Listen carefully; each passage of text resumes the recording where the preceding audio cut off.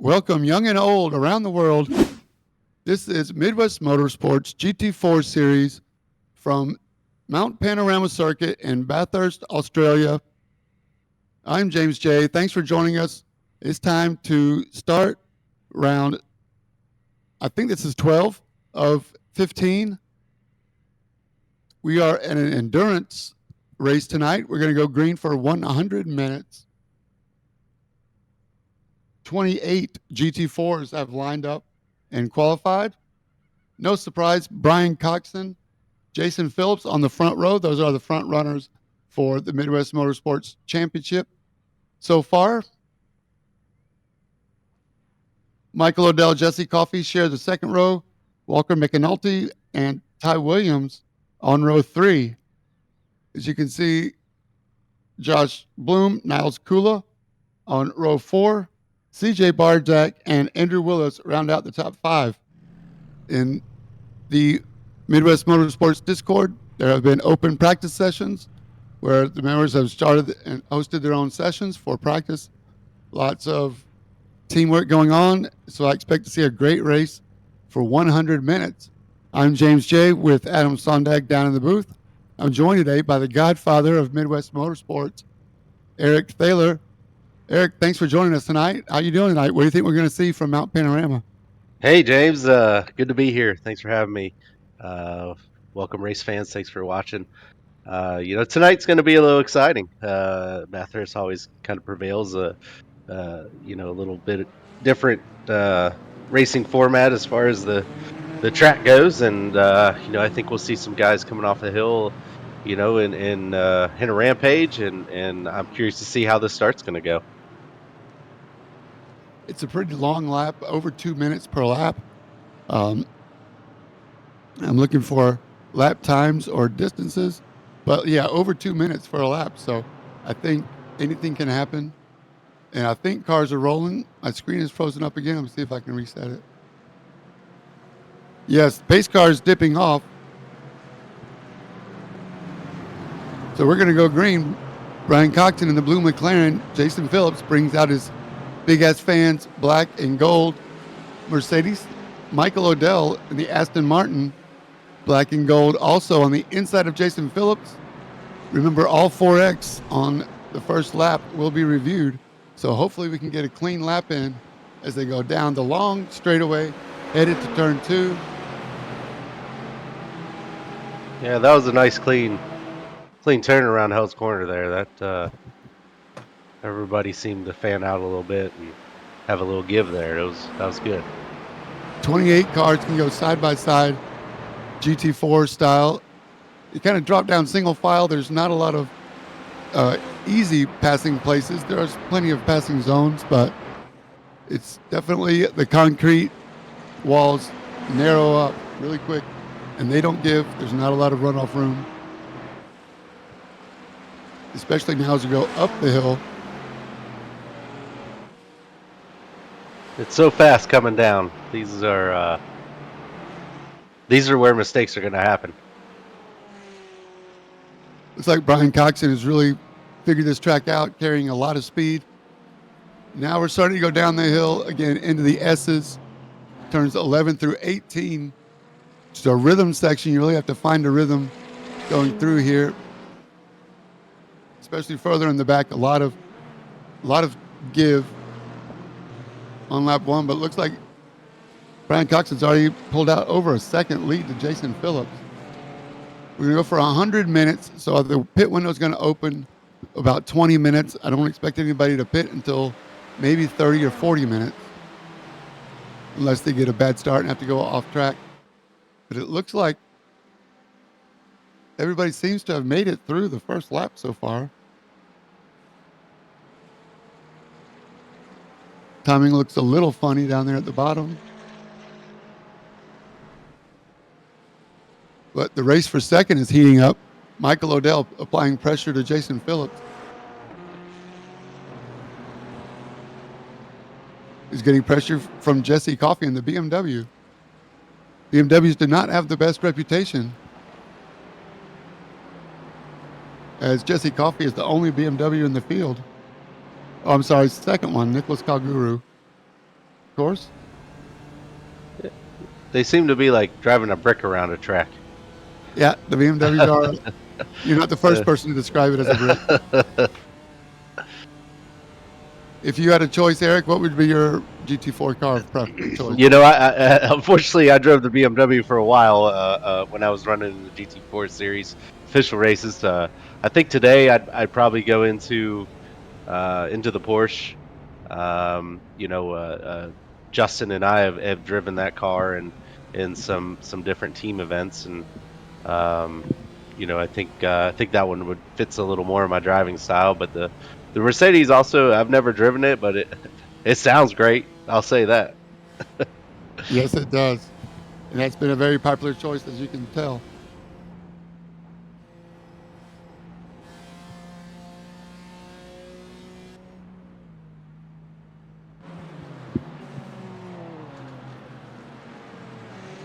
Take it away, Eric. I'm still staring at two purple Discord dots.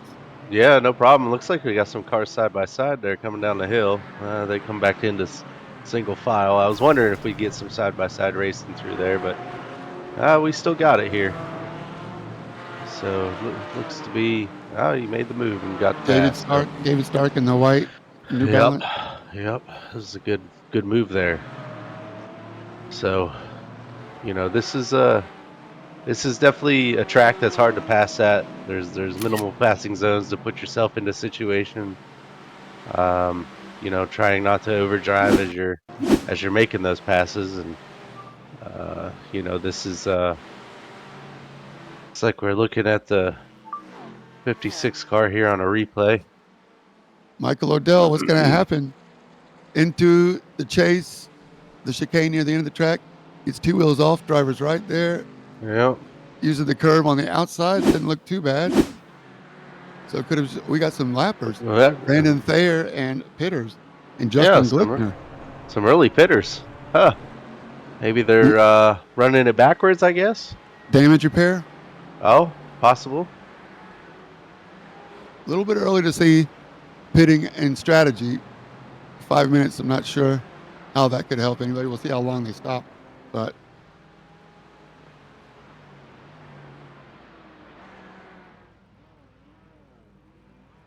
I don't know if timing and scoring is going crazy, but there we go. What?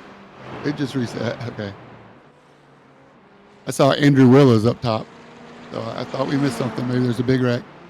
No change up front. Status quo.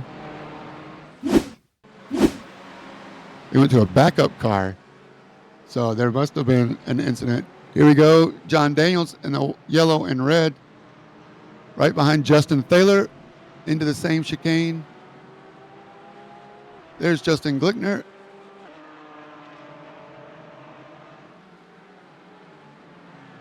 And Brandon Thayer, so that's their pit entry. Didn't see what happened, but they decided to go to their backup car. Yeah, I'm not sure. I ran the replay back, couldn't see anything that was, causing any major damage here, so. All good. That's not the way they expected the race to go, but they do have an hour, so. I'm sorry, an hour and 40 minutes.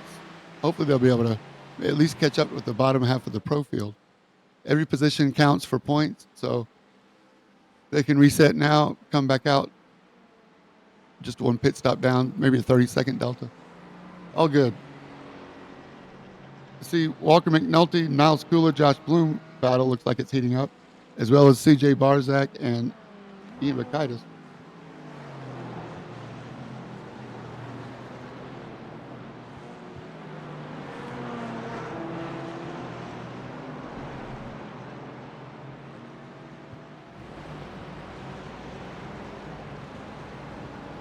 Walker McNulty in the pink McLaren, right behind Ty Williams in the Snap-on Mercedes. Here's a replay of John Daniels and Travis Rowe, two pro drivers, going up Skyline. This is where the track really narrows. Oh, perfect. David Stark, nice move. Yeah. Tucked right underneath. A lot of give there from Travis Rowe also to recognize. Absolutely. And, to that point, it's a long race. Anything can happen. We got a little over an hour and a half left, so mistakes can be made, and just making your turns and being precise can put you towards the front. That's right. John Daniels continues to apply pressure as he's sliding, Oh, coming up to the cutting. Too wide around there. David Stark goes up on John Daniels. Look out, David Stark moving forward. Now Ian Bakaitis in the black Mercedes. Whoa, ooh, what a power yeah, slide. nice save by Daniels there. Definitely benefited from that coming uphill. Yes, he did. Track familiarity, knowing both the racing line and off the racing line. I was really surprised to see that much grip. It probably heated up some tires. So I expect that Porsche is known to be very nimble, almost too aggressive on the steering. So we'll ride with him as he comes through the back half of the S's before making the hard left in the dipper. A lot of camber all the way to the wall on the exit. Now try to get a slipstream. I could see John Daniels throwing it in. Surprised to see such aggression so early, especially for 14th place. Yeah, it's a But little early for that. We'll see what that's the way happens. John Daniels drives. He's pretty aggro. Using all the track, taking too wide, two tires to the left of the white line. And don't forget Steve Hansel's right behind, so you don't want to. I don't know. I don't think John Daniels is looking in his mirror. He's looking up. Yeah, I think he's looking forward here. Looks like Stark's trying to get a position there on Ian. At least fill the mirrors up.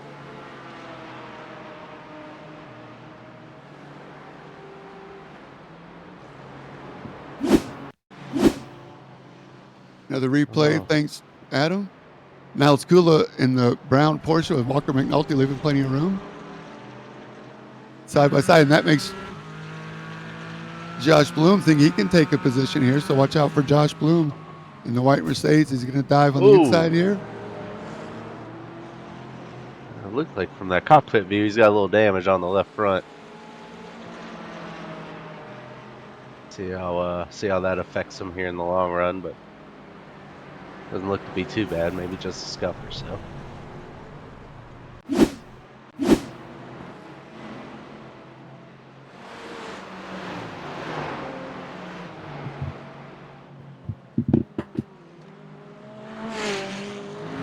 Ryan Coxon's still the leader. Looks like he's got some legs stretched out there on Phillips. See how long he can hold that off. Hold Jason off here.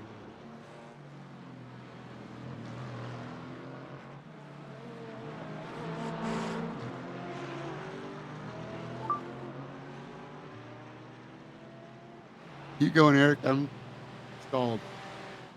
Yeah, no problem. So, looking here at Josh Bloom, probably trying to set a pass up here on Walter. Looks like they're coming down Conrad Straight into the chase.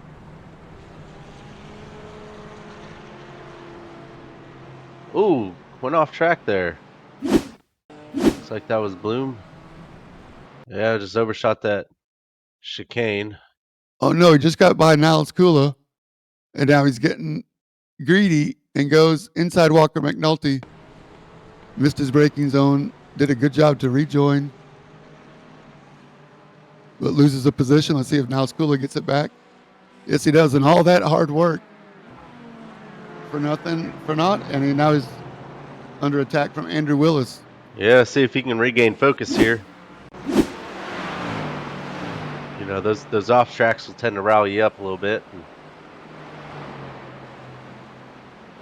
He gets the John Deere Midwest Motorsports agricultural duties out of the way.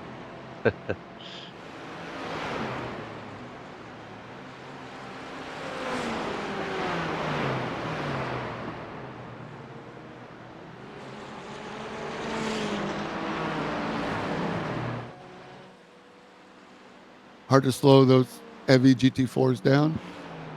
Front engine, all the weight on the front, trying to do all the braking as well. Into the S's they come, real rhythm.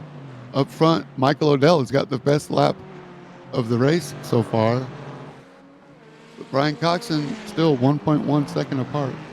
So seems like they've kind of plateaued, settled into a groove, getting their lap times consistent.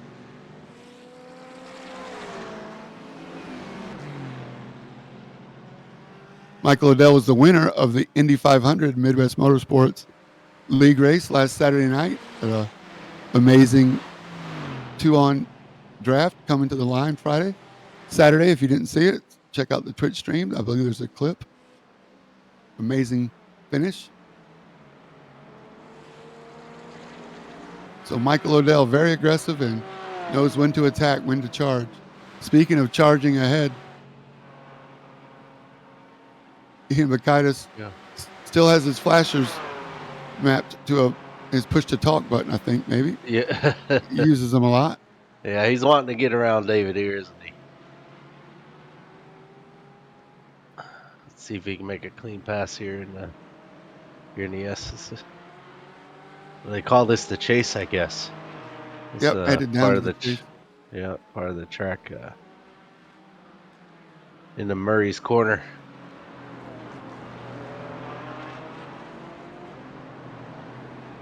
Murray must have been a nice guy for them to name a corner after him. Maybe, or he left his bones there, one of the two. Right. Still might be watching. Yeah.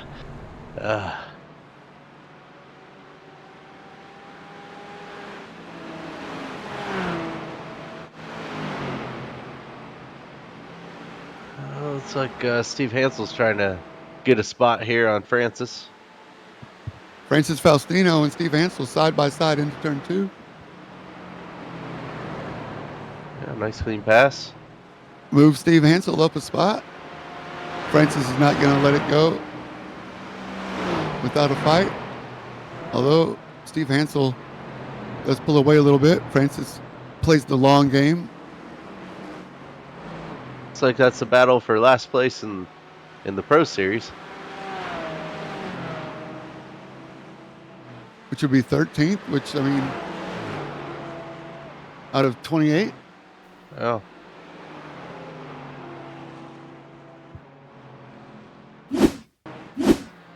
There's really not that much difference in the pros and the AMs when it comes to driving. Oh, look like Josh Bloom come around here.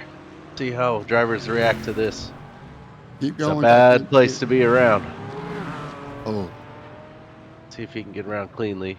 At the end of the S, he's got to look at his relatives.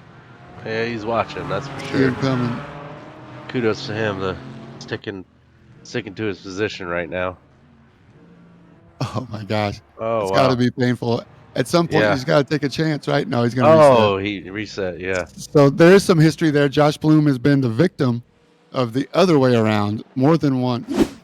I remember Road Atlanta, maybe somewhere else, where, oh yeah, he's going to give up and retire. All right. Look at this battle. Yeah, we got a Bakaitis finally got him. David Stark wants to get in on this.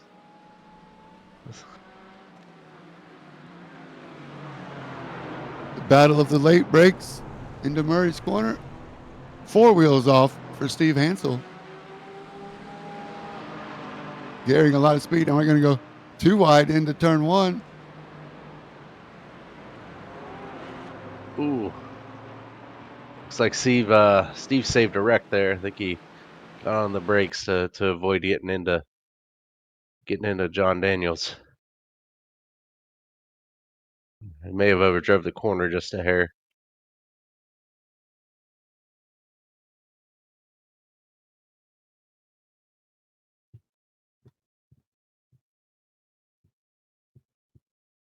Yeah, he definitely avoided that one.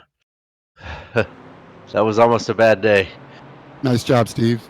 For sure. He recognizes that still plenty of time left.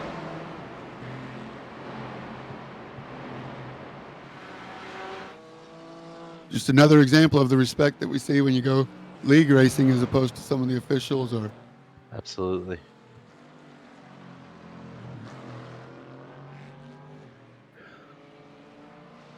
Ty Williams, the same Ty Williams that is the Truck Series champion last season. Turning left and right, showing that he can do both very well. Still the 81 snap on. Leading the AM division right now. Here's John Daniels on the inside. The Dipper. Clean This pass. battle is going to go on. Yep. Steve Ansel's still there. Don't forget about him. Anything happens with these guys. Here we go down the chase into the chicane.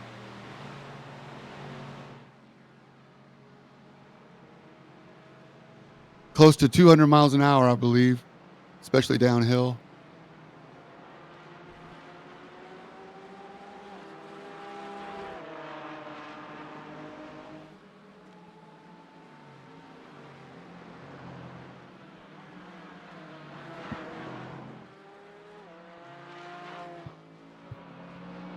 Andrew Miller, that's a name we haven't heard tonight. Right? He's doing Yeah. great. He's had some good races this season.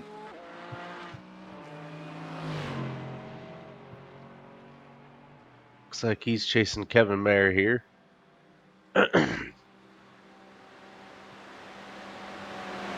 Kevin's got a little front end damage from what I can tell. Maybe he's got a little aero issue as well. Maybe a result of that front end damage. It's cool. He just pulled over and allowed him through. Kevin Mayer also runs some oval races, number 77.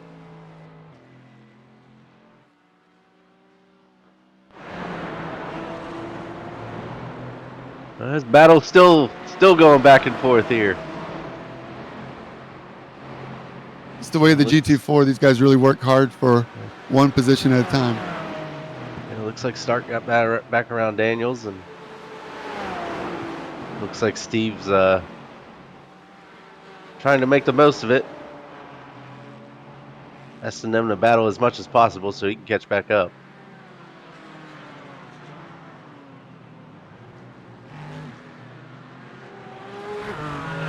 Eric, I'm really glad you're here. I'm going to reboot and see if that makes a difference.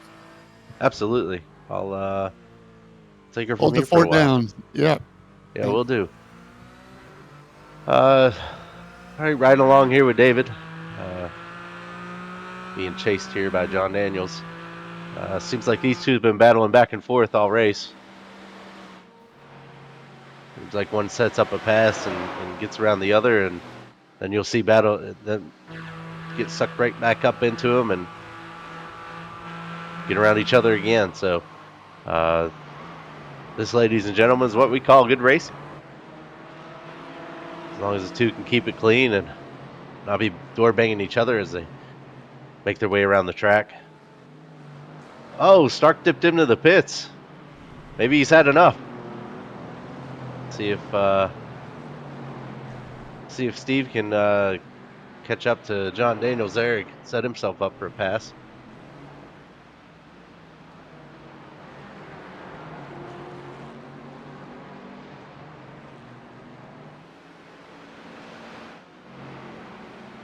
Looks like he's going to execute this one. See if he can get around him before he heads off into turn 2 here. Nice clean pass by Steve Hansel.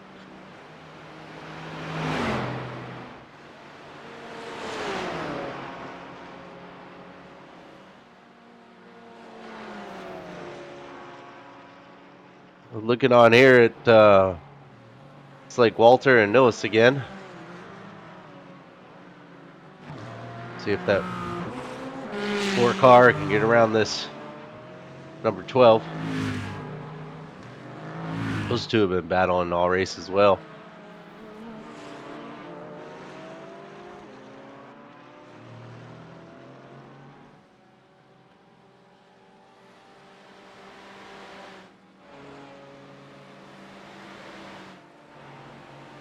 Looks like we got the 12 getting around lap car Kevin Mayer.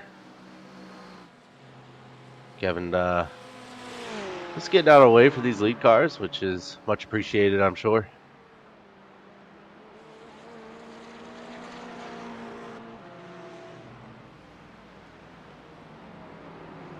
Jason Phillips, he's kind of closed the gap here on Brian. They were in a little bit over a second gap. Brian had about a second gap on Jason here, and Jason's closed in. He's looking to be between a half a second, and looks like now he's within 3/10. So Jason's closing in, trying to pounce and get that number one spot.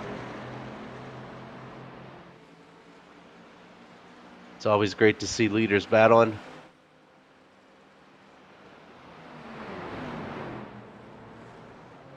Don't count out Michael Odell either.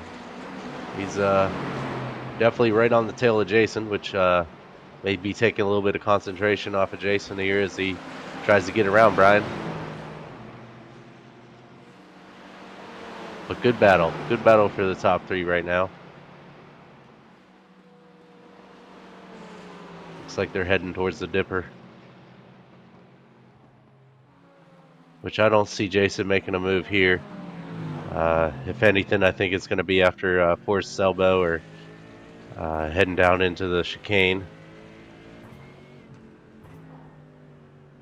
See if he can gain some ground back. He lost a little bit of time there as they were up on the hill here in Skyline and heading down to the Dipper. But see if Jason can catch the draft and make a move as the three cars here head down into the chase.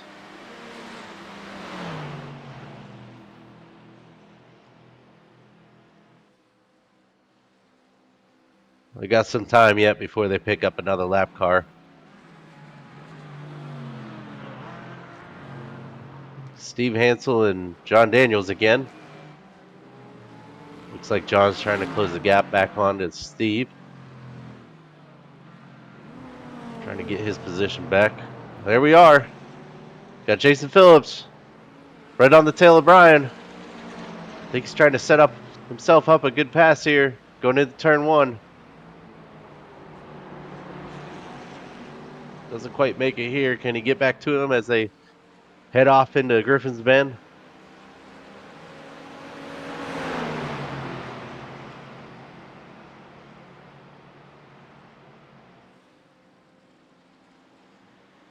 Let's see if he's going to dip to the inside. He may just concede and let him have the position as they head up the hill. I think he's hoping here that Brian makes a mistake. Fill those mirrors up as he gets into these tight turns up here.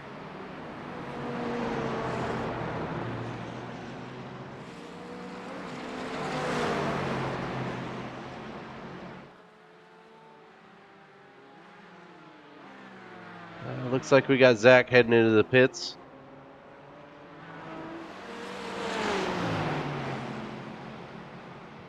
Still a tight battle. We'll see for how long. Sorry about that. Thanks, Eric. I was able to listen in. Absolutely. All good. All good. You're missing some tight battles here up front. Jason's definitely closed the gap on Brian, and Michael Odell looks to be trying to take advantage of the situation, but good hard racing up here in the front three. I think it's the chicken and the egg thing. Michael Odell starts putting pressure on Jason Phillips, and then Jason Phillips has to start tightening his lines up and get 1/10 here and 1/10 there, and that's brought them both back up to Brian Coxon. They know to play the game. The last lap is the only one that matters. All three of these guys know that. So I think Brian Coxon also might be saving a little bit, just not pushing his tires too much. I'm looking at lap times lately. The last couple of laps are still right up in there with their fastest laps ever. So I think they're still on 10/10. Yeah, Jason gained some ground on him definitely down here towards the end of the racetrack, into the beginning of it. And Brian seems to pull away from them, starting somewhere around the Skyline and the Dipper. Heading into Forest Elbow, and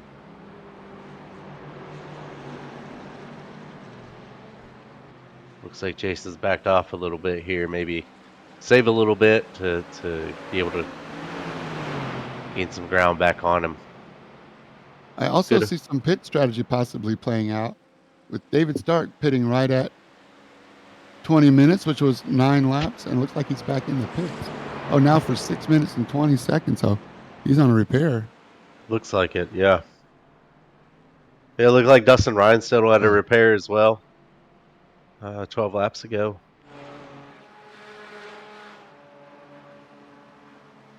Once again, those concrete walls don't give much at all,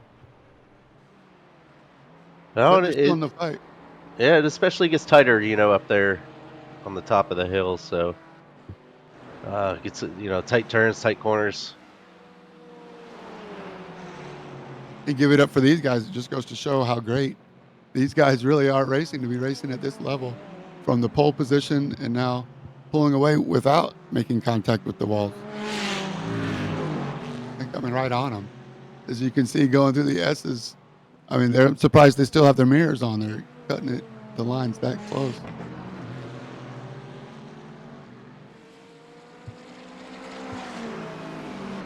Yeah, it's definitely a good hard race up here at top three. I'm sure all three of these guys are sweating. So Looks another like fun fact. I'm sorry. Go ahead. it looks like they got quite the gap on Jesse Coffey there in fourth place, and I think they're just focused on battling each other here. 3-horse battle, 13 seconds to fourth place. So I think you're right along those factors. But Brian Coxon this season, during the middle of the season, got an upgrade from David Wortman, another GT4 racer. Um, Brian Coxon has been using a laptop all of last season and the first half of this season. He mentioned that he was going to upgrade, wanting to upgrade. Everybody was giving him a hard time. So David Wortman wanted to upgrade and gave Brian Coxon a deal on his previously owned, lightly used PC. And ever since then, Brian Coxon's stepped it up even another level. Just another example of the Midwest Motorsports League or a league racing making connections. Absolutely. We do have our own little marketplace going on, and that helps when folks are looking for something and somebody's got something extra sitting on the side. So we do appreciate the community and the way each other shares information and also shares equipment. So kudos to everybody. Yeah, it's so much fun.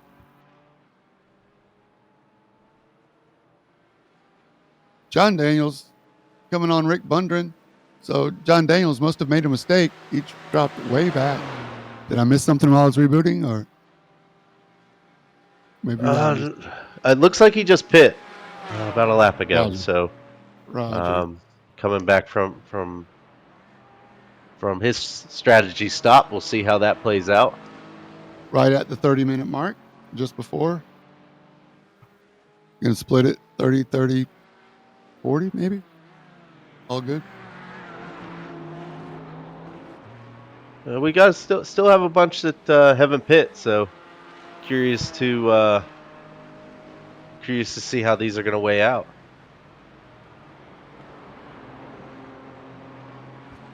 It looks like Jason Phillips set into the pits.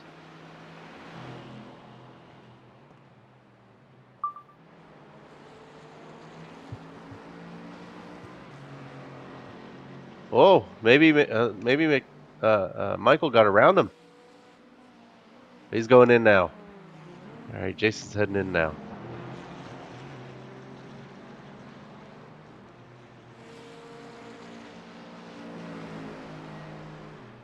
Wouldn't surprise me. Jason Phillips knew he was coming in this lap. So let him go instead of taking the chance.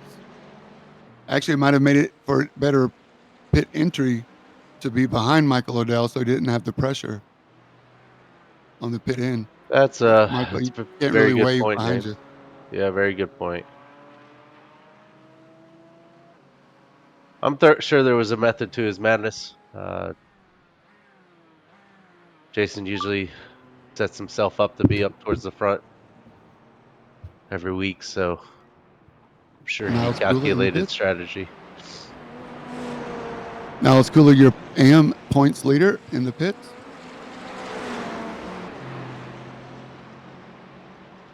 Oh, and fixing damage, I'm hearing.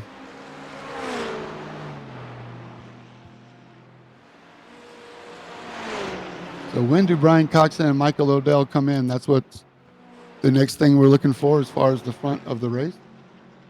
They still haven't And- come in yet. Yeah, and we'll see where Jason Phillips pulls out in relation.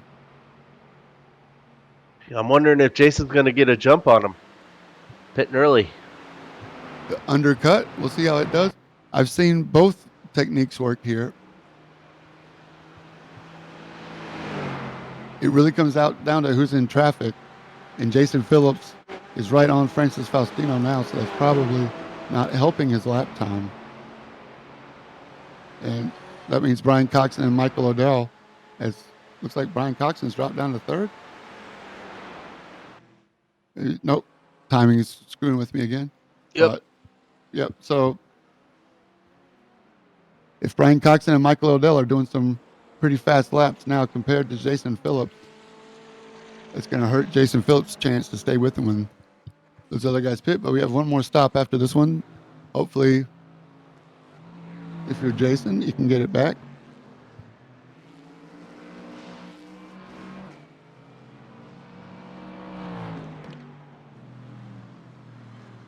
CJ Barzak in P5 right now.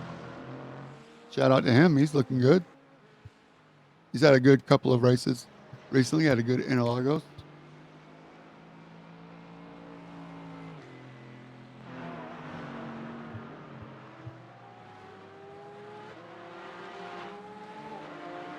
Justin Gleckner, haven't seen him yet tonight. Looks like he's trying to make his way through the field. Another one that doesn't look like he's pit yet.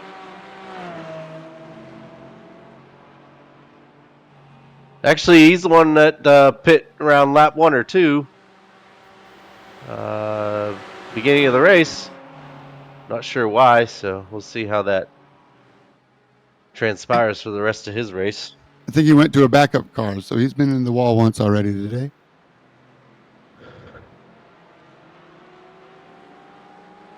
Fast reset. Prepare.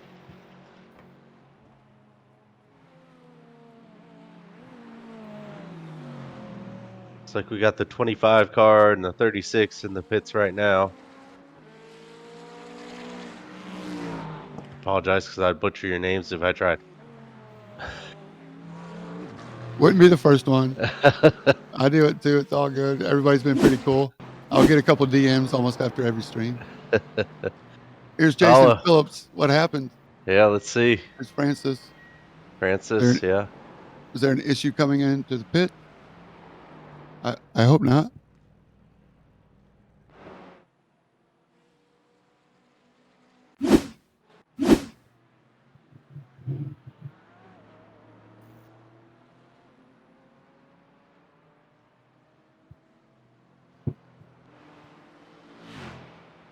Looks like the leader is entering pit road now. And Michael Odell is right behind him. So again, yeah, no, it's good. Sorry to cut you off, man. I just still curious to where Jason Phillips going to wind up coming out as these two exit pit road. Exactly, which also, there could be some pit strategy here about tires and fuel load. If you take more fuel now, you'll need less fuel at the next stop, or do you not change tires now, take some track position, and then finish it off in the second half of the race? We'll find out right now, as it looks like Brian Coxon is on the jacks and getting some tires, but Michael Odell looks like he's still planted on the ground. So Brian Coxon taking tires. We'll see if Michael Odell jumps out. Looks like Walker's in, Justin Thaler's in, Steve Hansel's in. Waiting on fuel. Oh, they come out together. Oh, wow. Race, boys. Perfect timing. We are racing. All right. Where's Phillips? He's still about 2 seconds back. There he is. He's closing. I don't know how much he benefited from pitting early there. That's unfortunate. No, his tires are already warm. They are. So I'm not sure. Is that a good move here? Right out of the gate? I guess so. All right, looks like Odell got around Coxon. We're coming out of pit lane. We'll see See if he can maintain the lead. It looks like Jesse Coffee hasn't pitted yet.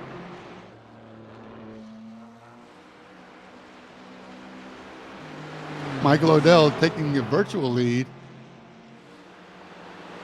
Now the pressure is on Michael. We've seen him falter before. We've also seen him hold it. They're just incredible GT4 racing. Don't forget, this is an endurance race, so we still got one more stop to go. Coming up on 40 minutes down, we still have a full hour remaining, which is the normal distance.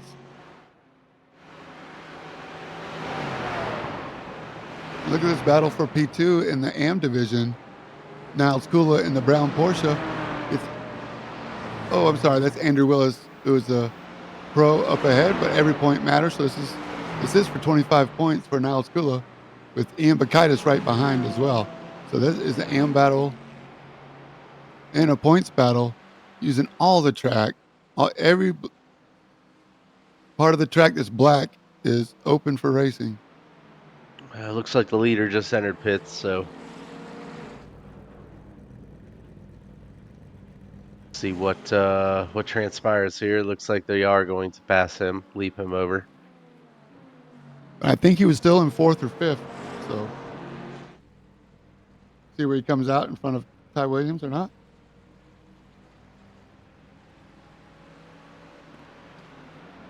Oh yeah, they definitely are gonna maintain that big lead they had on him before they started their pit cycles. 13, 15 seconds, something like that. But Ty Williams, man, I don't think he's going to be an AM next season. Time to move him up to the pros. Once again, fighting up at the front for overall.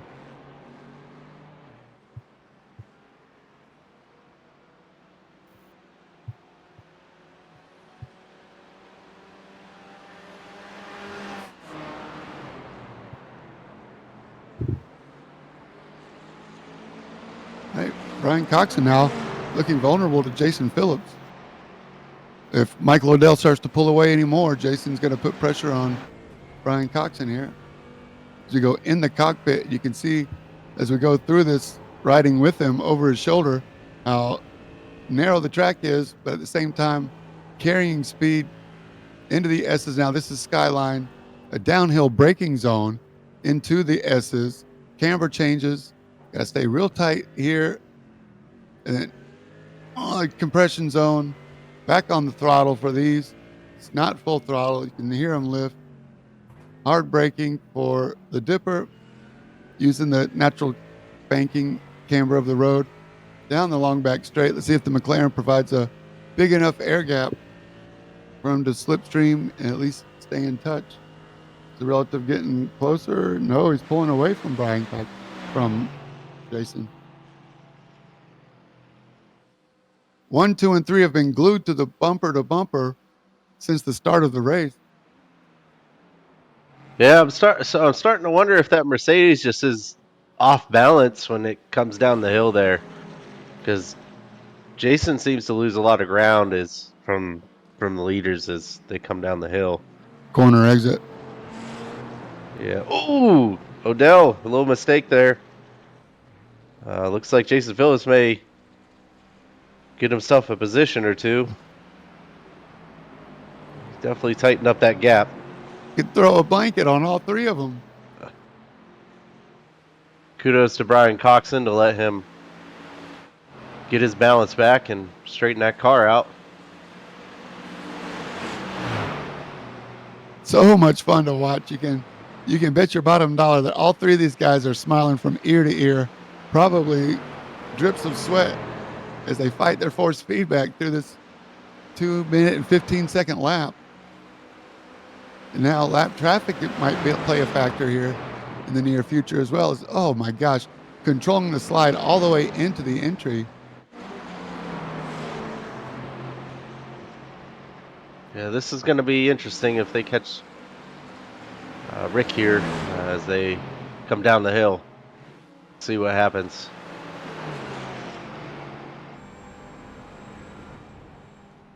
Good view by Coxon.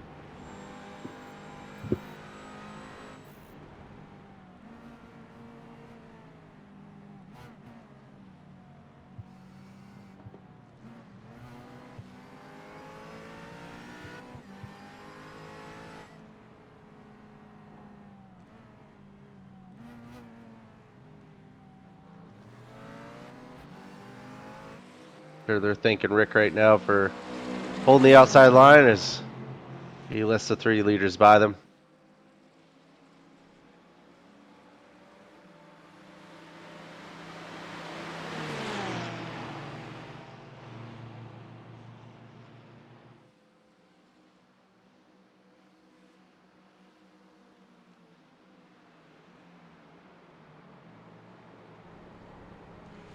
Oh, mistake by Odell. Puts Coxon back in the lead and Phillips around him. Looks like he got off track there. Both Coxon and Phillips executed on that mistake. Oh, thanks for the replay, Adam. I think I'm back with you now. And yep, into the S is the chase chicane. Michael Odell does a good job of holding his line, not to lose too much ground, but How about that fog? yes, definitely could be playing a factor. Overcast and only getting darker, the headlights are on. Could be making the track a little slick here too. I think we saw a few drivers get a little loose coming up this hill here.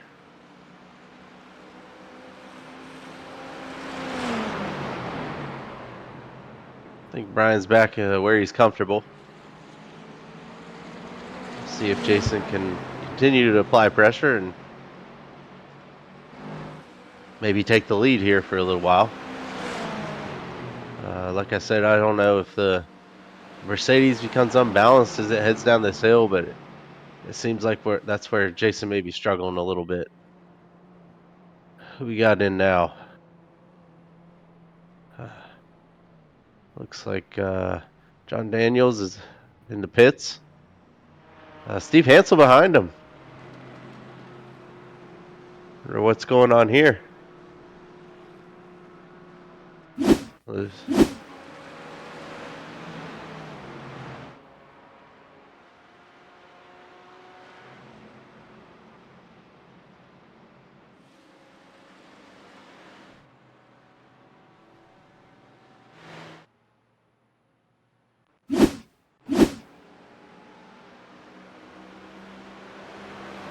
Looks like both of them are out.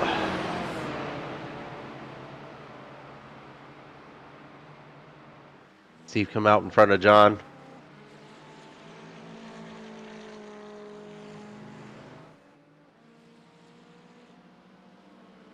Looks like Jason's getting some pressure back from Michael. He wants that spot back. Wants to be able to contend back for the lead again.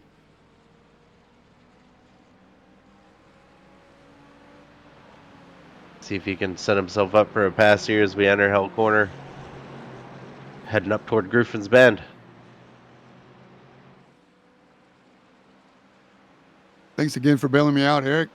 Oh, man, I'm just so excited about these racing. I wish I didn't have this problem, but yeah, I'm loving what I'm seeing, man. We still got more pit action going on. Justin Glickner comes in to get some fuel from 7th spot. He might be able to go to the end from here. Definitely a lot of tight racing happening and going on.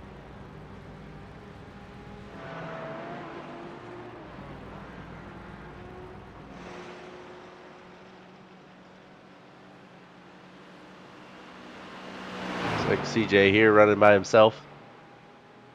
Hoping to catch a few cars. Looks like he's running up on Walker in 6th place. You pitted lap 15, so one more stop for him a little later. 6 seconds apart. Not too bad. CJ will probably take a top 10. Of course, he wants the top 5. And these 3 are still going at it.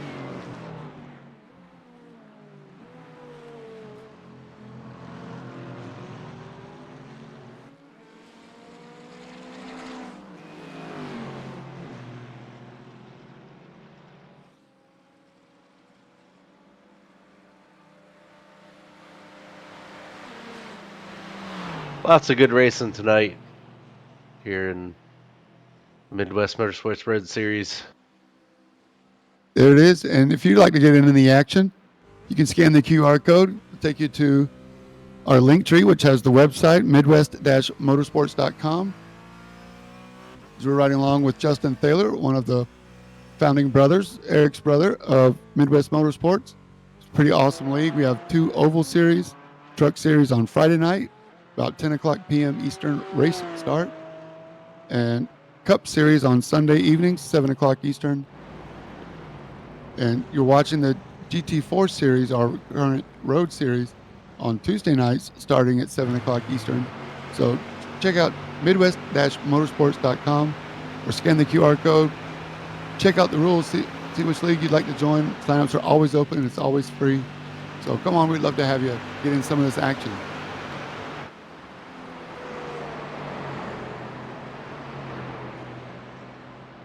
It's like Michael Odell's starting to lose a little ground on Jason Phillips here. That little off, little mistake might have messed with his head a little bit. Got out of rhythm.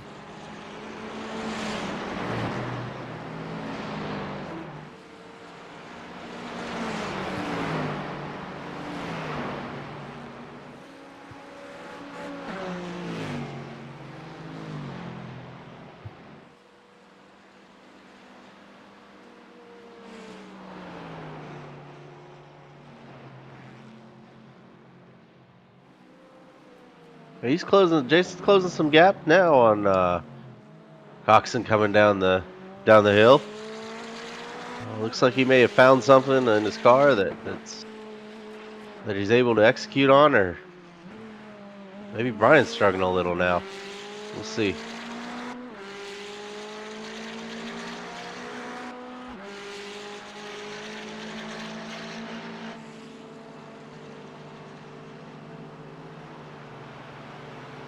These 3 cars heading down towards the chicane.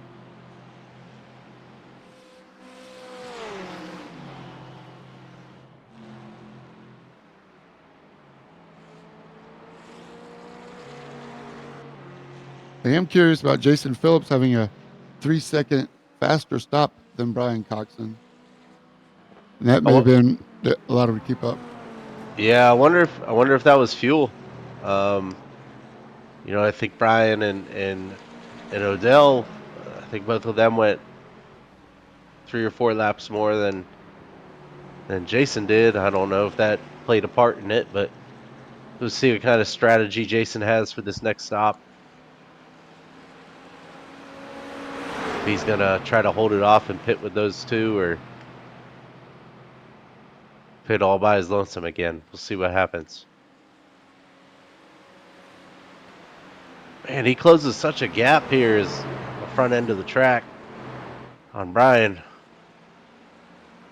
Just can't quite get close enough to make a move. Oh, look at that fog. Look at it. How do you see anything? The blimp's driving around by GPS tonight. Yeah. IFR only.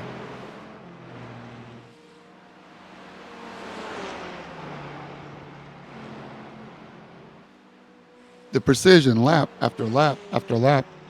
I know we do it by time, but they're on the 22nd lap. So it's amazing to be able to place your car in changing conditions, overcast, headlights on, under pressure from behind and the front, the pressure you put on yourself after a week's worth of practice and preparation.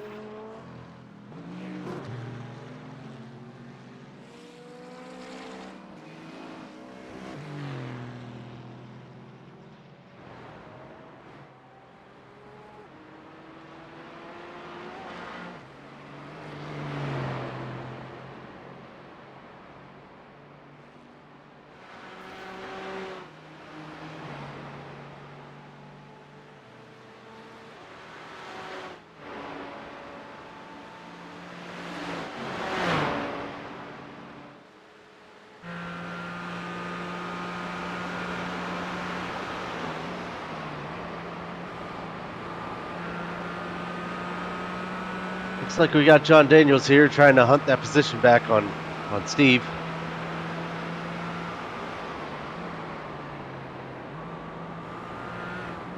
Steve Hansel trying to get one up on Justin Gleckner here. Still a little ways back from him, though.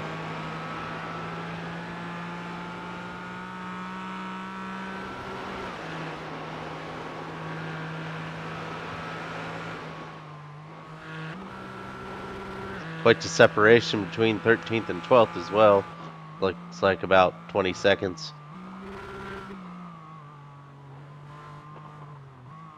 They do tend to get spread out a little bit, especially in the middle stint where people are off strategy from each other, and not to mention on a long track like this. Hard to stay focused for 100 minutes.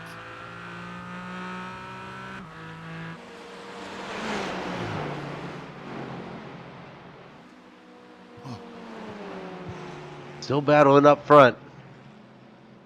Still 1, 2, 3 here. Everybody's praying for somebody to make a mistake, except Brian Coxon. I take that back. He could be praying that Jason makes a mistake.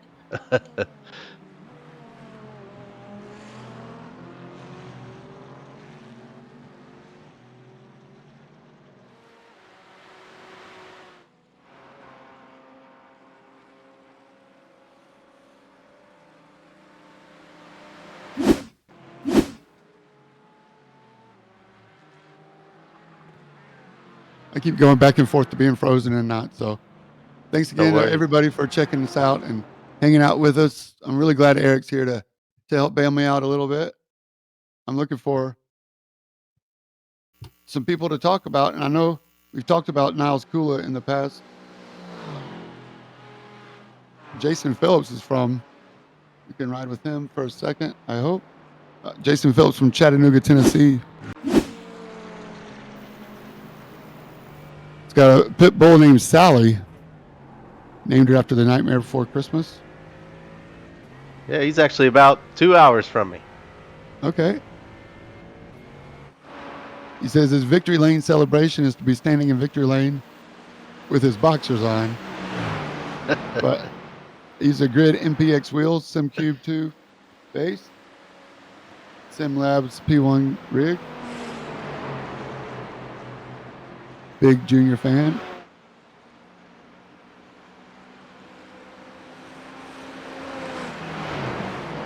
Like me, he's a Crown and Coke fan. Jason Phillips been with us for a while. Always puts up some hosted sessions, so appreciate what Jason Phillips does for the league.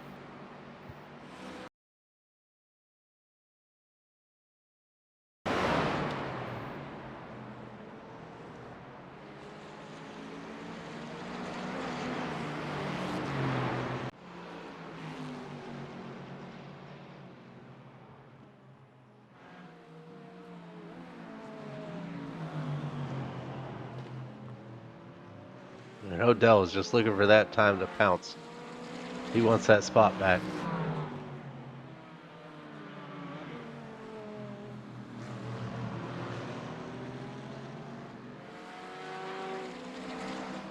A little over 40 minutes left. I think there might be some pit action happening here in the next few. So I think you can go 40 minutes on a tank. So you're right, the pit window may open to the next 3 minutes. You saw their leaders there making it around Aaron Mitchell. Again, sure they're thanking him for stepping out of line and letting them concede. Super courteous. Aaron's been with us since the F3 Tuesday Night League, possibly before, and always showing respect for the leaders while still doing the best he can. And I'm sure he's having fun, or he wouldn't keep coming back. And I'm glad he's here. He works hard, does his own thing, and he's getting better and better. I expect to see him continue to move up as his experience grows. Denver, Colorado, 51 years old.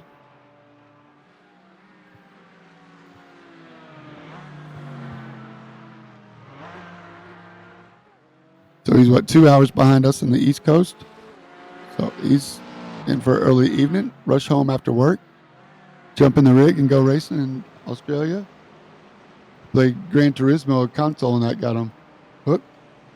iRacing for a year and a half. He wants to do a backflip when he gets his victory, representing Carl Edwards.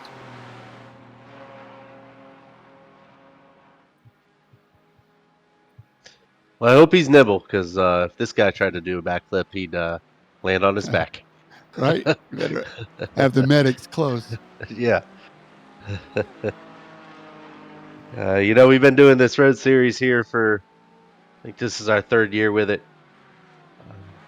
We appreciate all the members that stuck around with us from day one. There's a lot of them still here today. We thank you guys for sticking around and being on track every week. So road series widened down here in season 6, and sure we're Justin and the team are planning season 7, getting ready to launch it and advertise and bring in some new folks as well. But we're always looking for new members. If you are interested, hit that QR code in the top right of the screen and check us out. Yeah, Eric, I know you guys started as an oval league. When did the road series come about and why? The road series actually was built by Josh Watt. He helped build that 3 years ago. Um, you know, by the owner of the Twitch channel, Rivenvale. Josh was helping us with our oval series that was going on, and we had a lot of members that were voicing that they wanted a road series and something to do on a during the week, and my schedule doesn't always um, line up to be able to race on a Tuesday night or even manage a Tuesday night league. So Josh stepped up to the plate at that time and helped build what we have today. A lot of recognition goes to Josh Watt for everything here at Midwest Motorsports. He's definitely somebody that we've leaned on a lot as we've uh, brought him on somewhere in season 2 to where we are today. So great, wonderful guy, always willing to help. Uh, Runs our safety car here in a road series. Is our race control in our oval, and is our Google source for anything iRacing or platform related. So, we appreciate Josh. I'm sure the members do, and that's where it started, James. It was pretty much Awesome. a vision from Josh. So, just like Well, many things that we have here. yeah, I'm glad he did. Josh is definitely one of my go-tos from the admins if I have any questions or tech stuff. Walker McNulty gets it wrong going through Skyline. He recovers. Let's see if he makes it through here safely. We should see him coming over the crest. And my screen froze again, but yeah, I can't say enough about Josh Watt and what he does. Sacrifices his own sim racing time to run the broadcast and do the drivers meeting and race control, everything that keeps the glue that keeps Midwest Motorsports together. So yeah, I agree with you on Josh being a pillar. Oh, he did. Walker McNulty goes all the way around. Yeah, this league wouldn't happen without contribution from all the admins. Josh is one example of that. Tough break for Walker McNulty, but good job for him to spin all the way around 360 and not hit anything. And then we got Glickner, Steve Hansel, and John Daniels here. 13, 14, 15. We come through the S's. It looked like Steve caught him. He was last time we spoke, he was about 6 seconds behind him, and looks like Steve's making his way around Justin Gleckner here. Bragging rights. It's going to rub it in for a week if Steve can hold his position. Looks like John Daniels is trying to execute on that as well. Steve Hansel in the Milwaukee car today. That's right. Remind me to ask him if he knows how to use those tools. I think he likes the lightning bolt. That's why. Steve's another great guy. Another one that's been around from start of the Road Series. No doubt. And if you've been to see the championship points or the schedule or the whole website that Steve Hansel has built from scratch, shout out to Steve Hansel for all that whole website built from the ground up. Steve Hansel making a big contribution to the league. Yeah, I'm waiting to see see if he can bring some of that Road Series favoritism over to the Oval so we can adapt. But no harms, no foul, Steve. I still like you. I think it's in the works. You want to perfect it first before we bring it to the top level of the Midwest Motorsports. Oh, absolutely. We're all at the top here. We're all at the top. So That's right. still battling up front here, James. Awesome. Man, those three cars, they definitely don't want to give each other a break. This is great racing tonight. They have pulled away. These are the top three. I believe they're the top three in the points as well. Let me check that out. You have it pulled up. Yeah, still trying to see what their strategy is going to be for pit stops here. Yeah, these guys are like 50 points apart for the championship. Brian Coxon and Jason Phillips. That's only 50 points apart. 2 positions, 25 points per position. So Brian Coxon and Jason Phillips. There's still 3 races left. So definitely don't want to ruin it and go backwards. So I don't expect them to get too aggressive until the last couple of laps. Definitely after the next stop. Remember, we have one more stop coming up. They went 16 the first time. That would make it 32 if they do the same. 32 on the outside, so that's 4 or 5 more laps.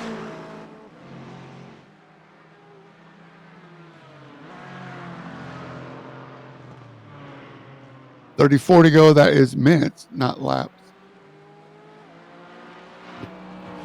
On the timing tower. Andrew Miller, Justin Shoup. 73. I think he's recovering from a engine blow up as well. I could be wrong. Yeah, it looks like he stopped 5 laps ago. 21 seconds in the pits, so that's something going on. I think it was a little too early for a stop.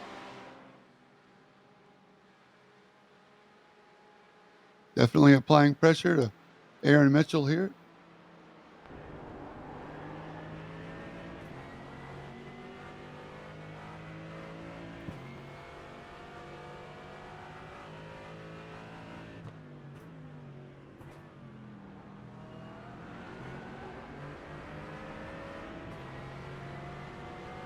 Still no takers on the pit stop yet.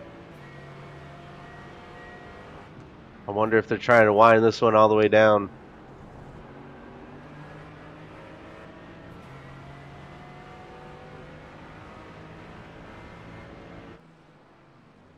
And speaking of the devil, David Stark comes in. There he is, yeah.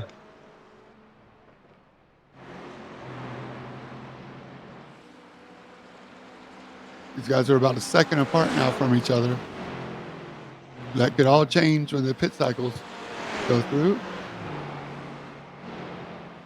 Focus forward. Clean, consistent laps. Last lap still in the 2:14s for all 3 of them. Just incredible consistency. We've been very consistent. You're right. Been very consistent. Those top 3 are all within a tenth of each other. And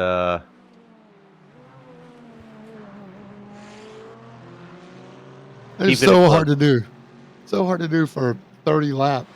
So we're coming up on 60 minutes. 6-0. And they haven't missed a lap that's been outside of half a second of their fastest lap for all three of them. I mean, I'm lucky if I get 5 laps in a row without hitting something or going a second off for some reason. Even harder, more difficult on a big lap, like 2 minutes.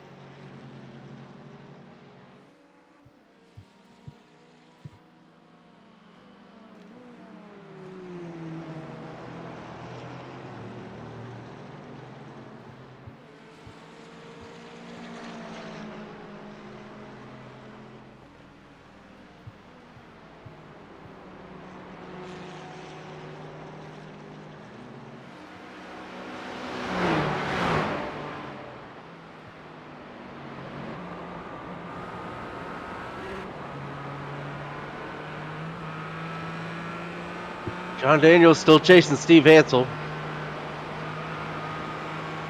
Still chasing that rear end grip. It seems like he's still power sliding on the exit of almost every corner.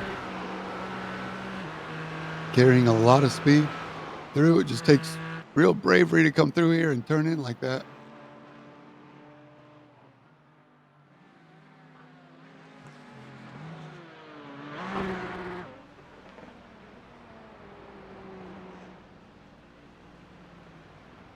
Stops for Albert Williams, Ty Williams, CJ Barzak in the 50-50 black and white paint comes through our screen. Walker McNulty once again in the BWT energy drink.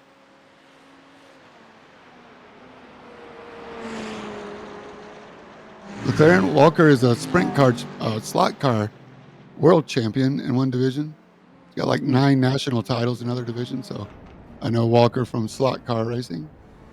Pretty amazing dude.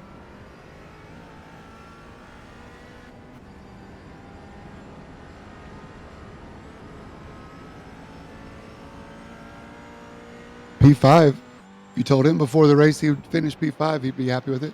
I do know he likes this track a lot.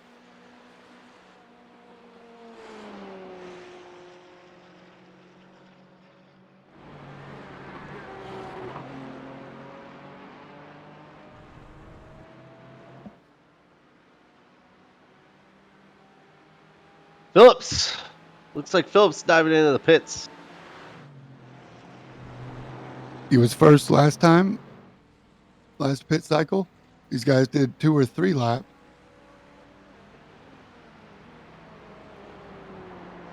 Let's see how this evens out for him as we got just under 30 minutes left.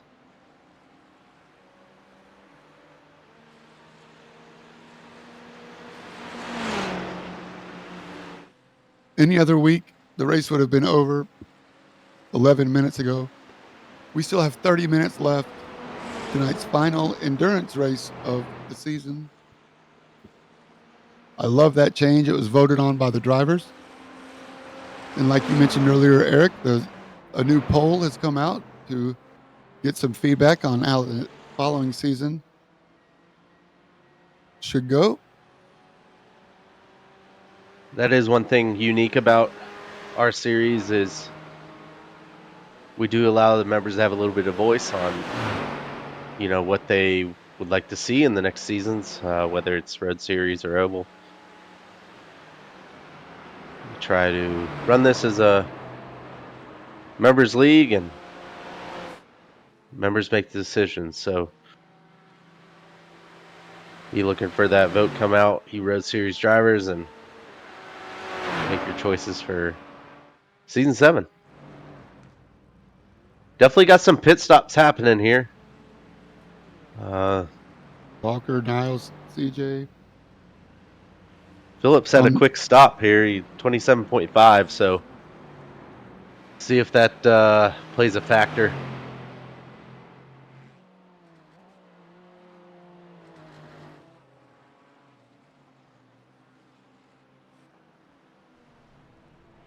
I'm guessing that's going to be a no tires stop. I'm sure he just took fuel. That's what it's looking like. We'll see what Odell and Coxon do. May pay off for Phillips. May not. We'll see what's happening, but he's still being consistent with his lap times. with the tire sets he's on. So maybe that was the decision maker. So, Eric, you're much more familiar with the iRacing user interface than I am. When you're driving, can you tell how long Jason Phillips' pit stop was? Can you tell your Uh, opponents? I do. I have an overlay that does tell me, and it's a free overlay that I've been using for a few years. It's basic, but it does tell me how long drivers have pitted, when their last pit stop was. It's helped out in situations on my oval side, for instance, because I can tell when drivers may take just fuel or right side tires or four, and in those situations, it helps me to make decisions on what I'm going to do next, obviously, and I'm sure some of the drivers have some systems that are like this, and um, it's possible that Cox and Odell are keeping an eye on Phillips's pit time as well, and trying to make the decision on how Exactly. their stops are going to go.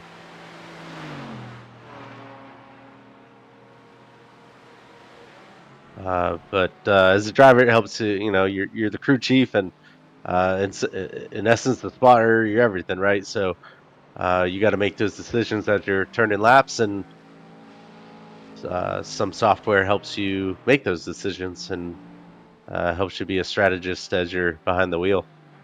Race situation awareness. Absolutely. Steve getting a little loose there, coming on the final turn.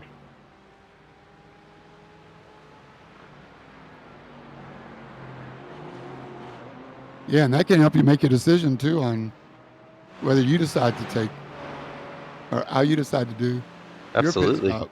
Yeah, Absolutely. huge.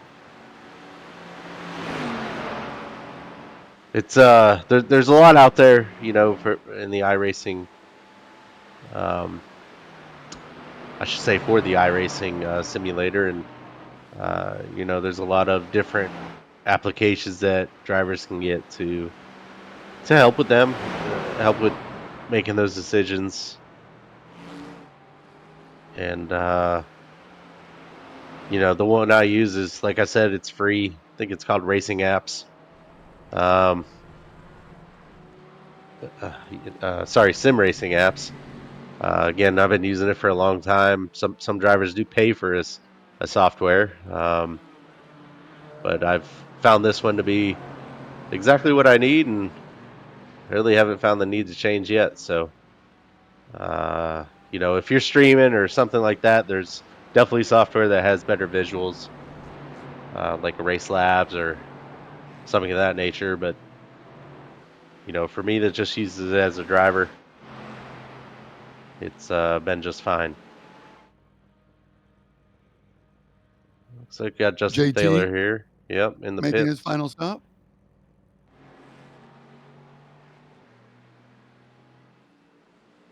Odell come in. He did lap 34. Yep, he his stop was faster than Jason's. He had 24 seconds on the books. So possible he just fueled to the end.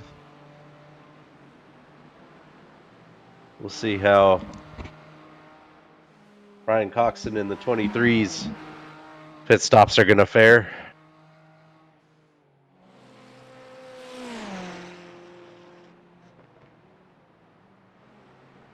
Brian Coxon going long on his stop. We're coming up on 4 laps longer. Here he goes. This time, Brian Coxon, your virtual leader, well, your leader in. I remember Jesse Coffey went 2 or 3 laps past Brian Coxon. Jesse Coffey now 39 seconds back from this. So we'll see where Brian Coxon might come.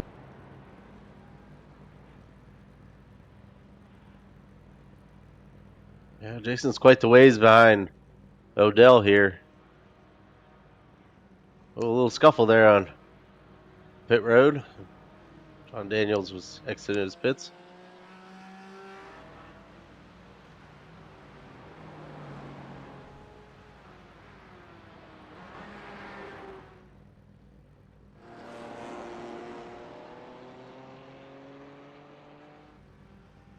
Looks like Jesse Coffey's going to be our new leader. However, keep in mind he hasn't stopped yet. All right, here comes Coffey. Looks like he's going to come out just in front of Odell.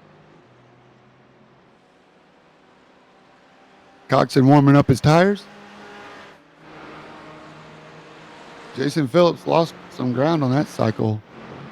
Short pit Yeah, stop by Michael Odell, and that was another fast pit stop. Coxon was 22.8, so 22.8 to Odell's 24, and then Jason Phillips is 27.5. So I wonder if running those cars a little faster, shorten their, or sorry, running a little longer, shorten their time in pit lane, and sure. essentially is helping them execute here at the end. Look at Denny Hamlin. I mean, Dustin Reinsettle making moves in the Mercedes around Aaron Mitchell. Aaron Mitchell from Flint, Michigan. I hope he doesn't drink the water.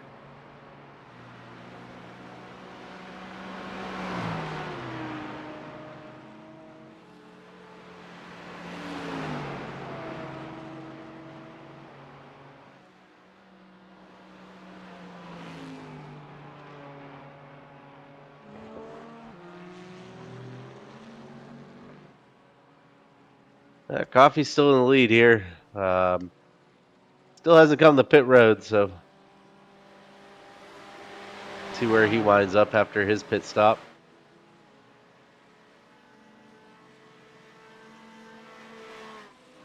Brian Coxon is Coxon closing hot on his fast. tail. Yep. Yeah, he is closing fast here.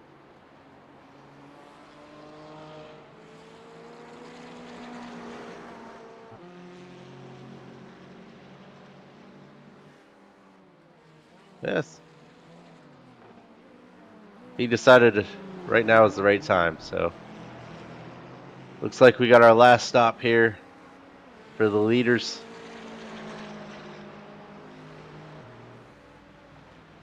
All right, 20 minutes. That's about 10 more laps, maybe 9. Can Michael Odell do it? The race is on. The battle is on. Starting to wonder what happened to Jason Phillips. Got quite the gap between him and Odell.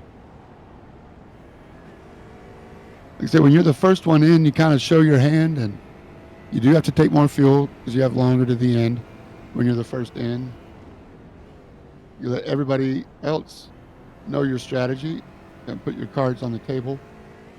And then when you come out, you're not with those same fast guys, so you kind of lose perception of what your pace is. You know, when you're racing the top guys that are doing 214s, Yeah. and you get behind somebody that's doing 216s, and you kind of hang with them trying to pick your right spot. Well, all of a sudden, you're losing 2 seconds a lap. You know, it doesn't take long for that to accumulate into a 9-second gap, which is what it is now. Absolutely.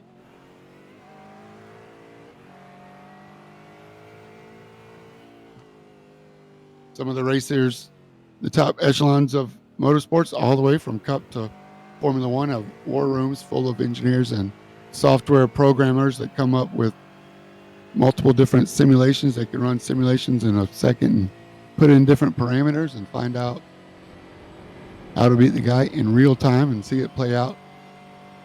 So knowing when to pit and when you're going to come out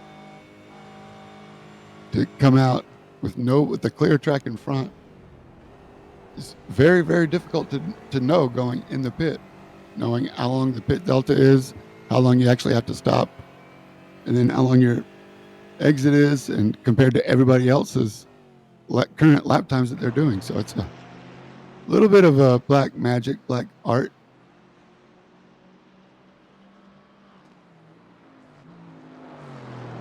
Sometimes it just comes down to luck.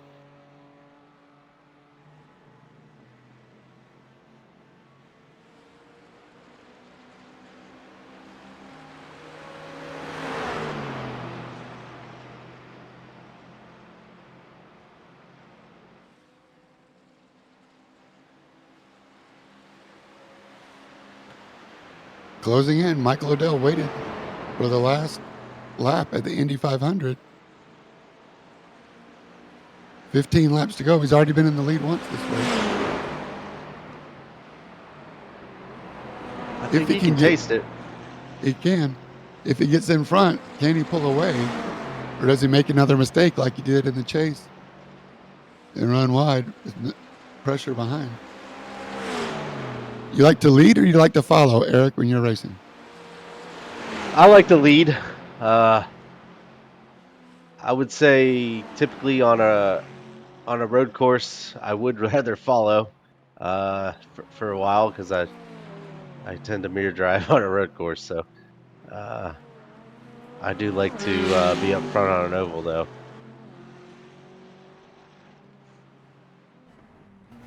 Well, it's done you pretty good these last couple of races. The truck series came down to a photo finish at the end, and I think you ended up with the top five. I know they come wrecking to the line in the trucks, but a good solid P2 in the cup race. Yeah, we're starting off the season strong this year. Uh, Hopefully, we can maintain. It's been great getting back into it here and getting a few things done that were kind of restricted me from focusing on racing. So been it's been great to get back to it and relax a little bit. We definitely noticed your absence, man. We missed you. Definitely glad you're back for sure. Well, I appreciate that. A few battles happening here. Look at Dustin. He got in front of Aaron Mitchell, and now he's stepping it up, coming up on Justin Ship. Dustin Reinstedel, your Cup Series champion from last season, also turning left and right. Just back from a cruise. Got his seasickness out of the way.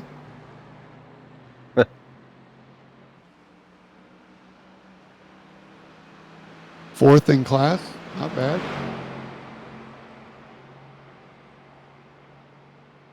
Dustin does a pretty good job of getting 0Xs.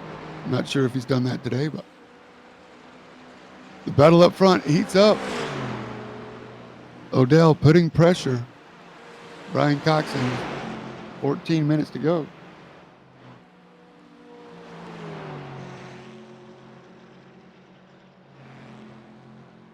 This is the closest battle on the track with Dustin and Justin.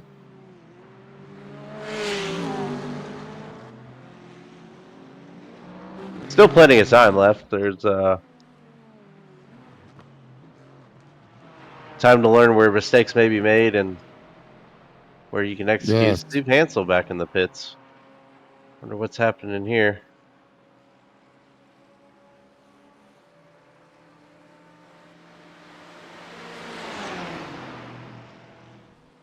Scan the QR code. It'll take you right to our link tree. Go to midwest-motorsports.com.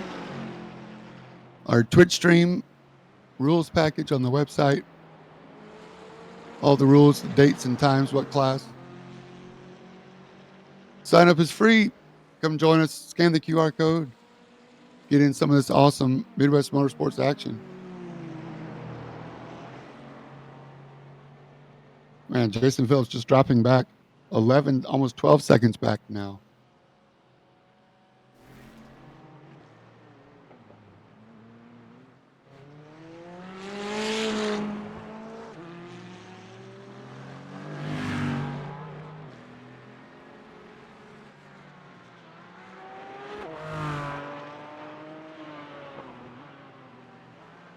P8 for Justin Thaler. He was looking forward to this race a lot.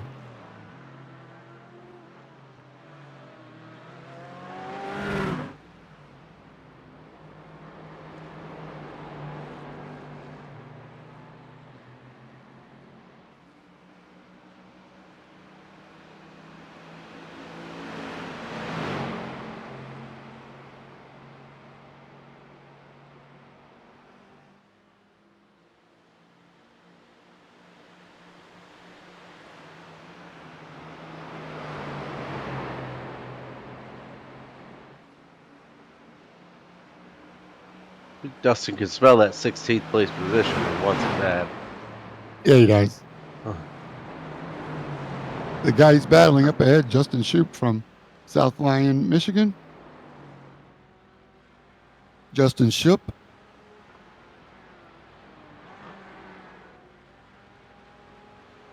Got a couple of cats at home. Only been racing, sim racing for 2 years. Next level racing frame, Moza R21, Moza GS GT wheel, Stream Deck, Husqvarna pedals. Pretty nice setup. Yeah, he's a quite a setup there. His goals this season are not to ruin anybody else's race. That's a fair goal. Likes IMSA and Jordan Taylor. Works in the Okay. automotive industry. Glad he's here, having a good time racing with us. Absolutely. Back up front, Brian Coxon and Michael Odell have 10 more minutes to go. Michael Odell filling up the mirrors now, poking his Aston Martin down the inside. Not, ooh, getting sideways again. That's where he went wide. Nope. I think he went wide in the chase earlier. Still looks like turn one might be a place where Michael Odell needs to work. But it is a passing zone. It's important to get a good run out of there as it's one of the longest straightaways. It's a good shot here off of Brian's tail. Watching Odell approach. Adam Sondag working the cameras.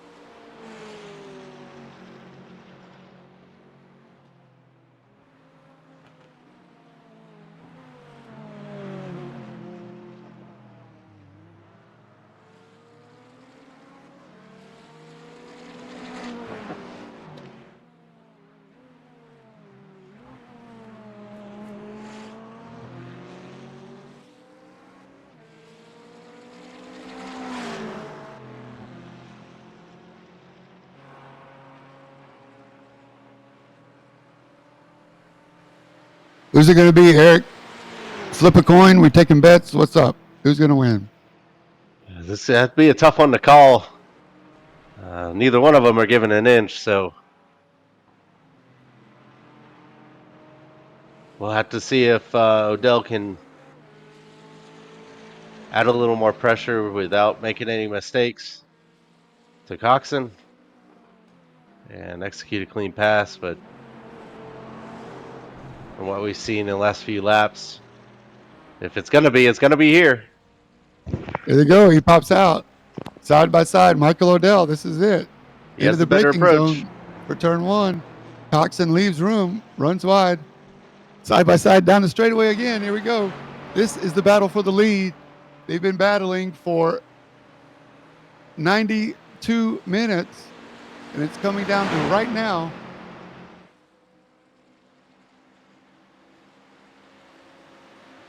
Coxon has the advantage. Can Odell hold on to the inside line coming up on the next turn? And he doesn't. How about that, though, man? Going too wide through Corey. 3 corners too wide for the win. Good on both of them for leaving room for each other. Not wanting to end either one of them's race this way. But, man, don't go anywhere. It's coming down to the last 7 minutes, probably 3 laps. Good, clean, tight racing by the two of them. Flat out. You can definitely tell each one of them wants it fair and square.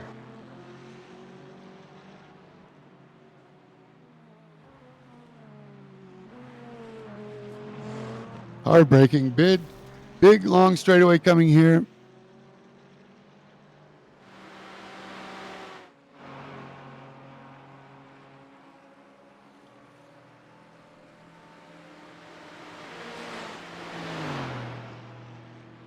Odell loses some ground on the exit, but he seems to be faster after the chicane.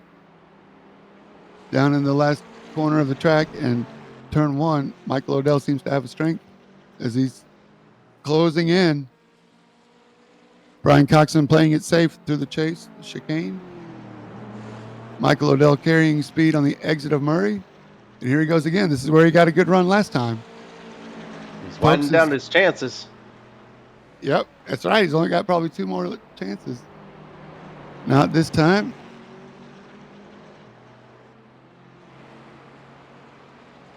The head game's going on right now.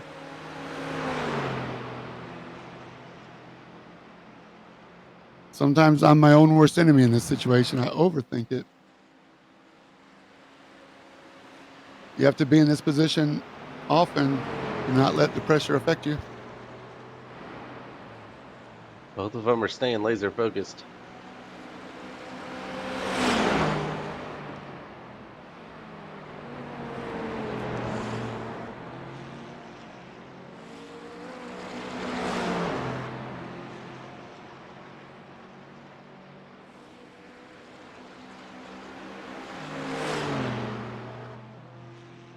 Seems like Odell can initiate the pass but can't quite close the deal.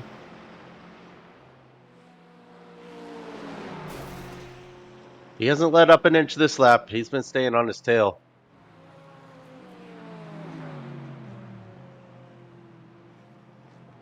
He's got to be careful, though, not to make a mistake and overdrive it.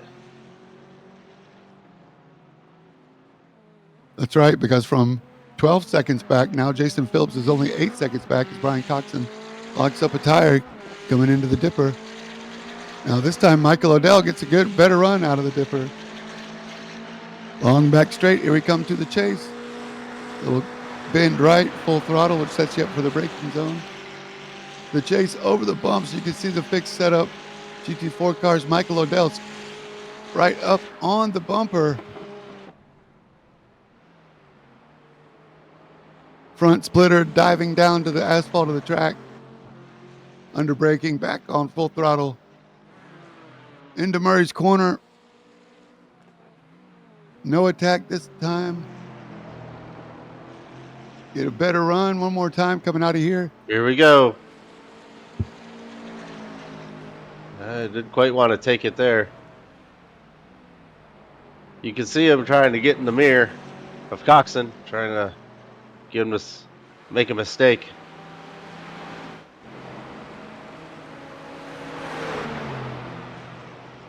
Looks like they're approaching some lap cars. This could definitely put them into a situation neither of them want to get into. Those two cars are side by side in front of them. It's like Justin Gleckner and John Daniels. They've come single file as they're heading up the hill. If these two can get a clean pass up here at the top.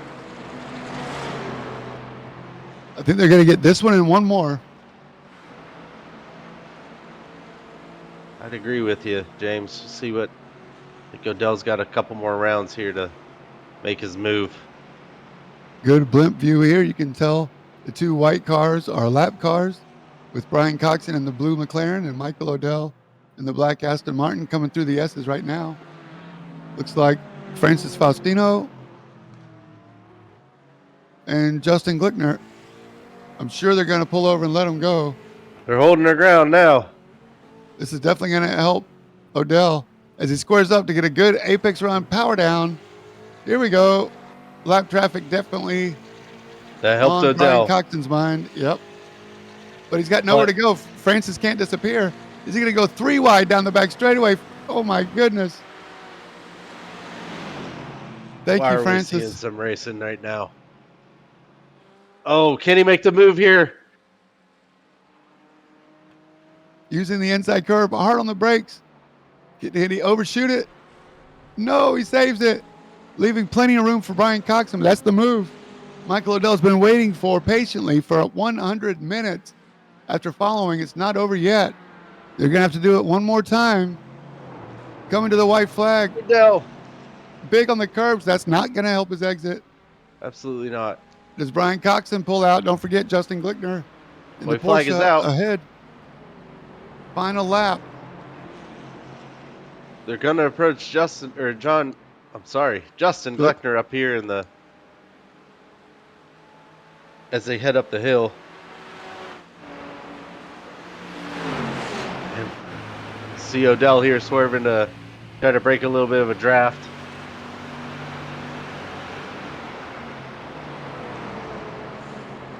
He can't make a mistake here. He has to stay focused.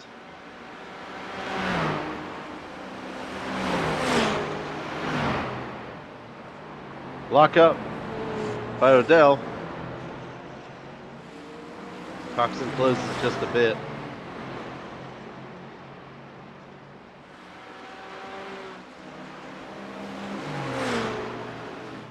These guys have been glued to tail for 100 minutes, pitting on the same lap, both pit stops. Like that piece of toilet tissue stuck on your shoe with you everywhere. You can't get rid of them. Michael Odell and Brian Coxon coming down to this. They're coming to the checkered flag. This is the final lap, final opportunity for Brian Coxon to make a move on Michael Odell in the 56 Aston Martin ahead. Odell gets a little sideways through the dipper the final time. Who got a better run? Tucked in the slipstream is Brian Coxon in the blue McLaren on Michael Odell coming down the long back straightaway into the chase. Does Brian Coxon make a move?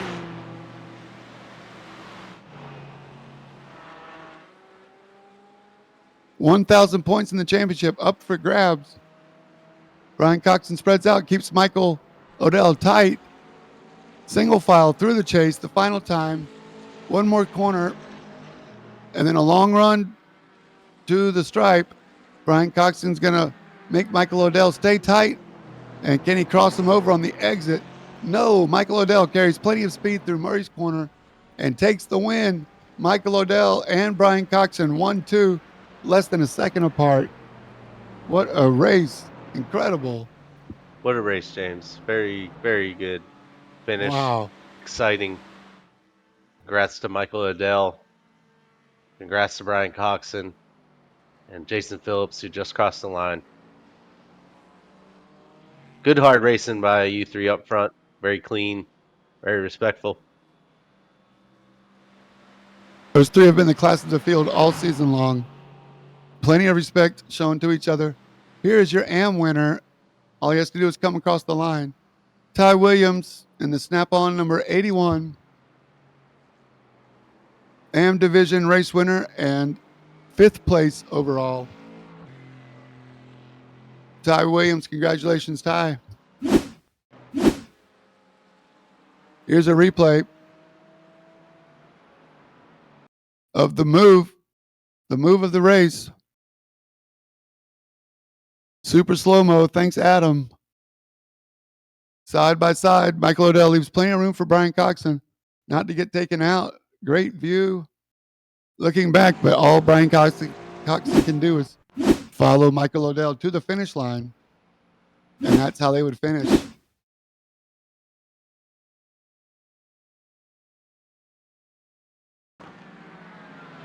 See if we can get Michael Odell up here in the chat. I'm sure he wants to talk.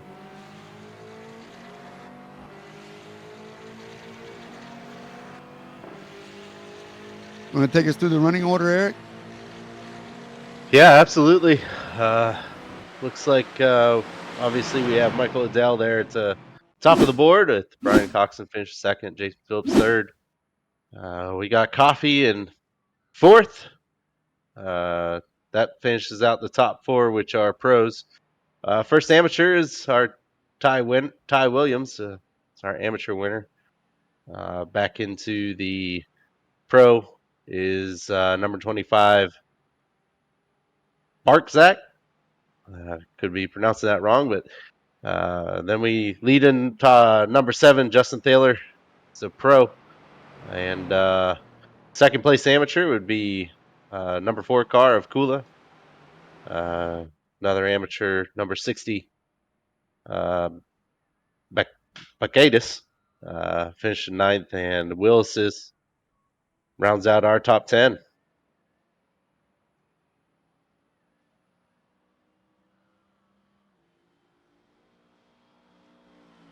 Good hard racing all night. Congratulations, Ty Williams. We got you in here. P5 overall and P1 in the AM division. Congratulations. How'd your race go? Thanks. I could go through. I could go through the whole race, and I could go through the whole race and tell it lap by lap how it was. But overall, it was about just uh, just surviving and keeping it clean and on the track the whole time. Well, it started with a great qualifying. Did you get a lot of practice at Bathurst? Are you familiar with the track? So the two sessions that he had that was put up during the week, I managed to get some practice in that, and it definitely helped because I felt like I didn't have the pace. I was seeing the other guys, taking it down to the 214s and stuff, and I couldn't manage to get down to near as that. I only got down to like 215 and a half. So I didn't think I was gonna have the pace to some guys like Niles and the others, but I managed to get a good lap in, and with the help of the toe from Jason Phillips, it got me to number one in the AMs, and from there I just kind of held on. Yeah, great job. Congratulations again. This was the final endurance race of the season. And coming into the race, you were only 15 points behind Niles Kula. This is definitely going to move you up a couple of spots as he finished second in the AMs, but eighth overall. So I believe that's a little bit of a points jump for you. So congratulations. What do you know as we go forward to Sebring? Well, it's just about keeping up, trying to keep practice going. It Practice is huge for me, and actually competing.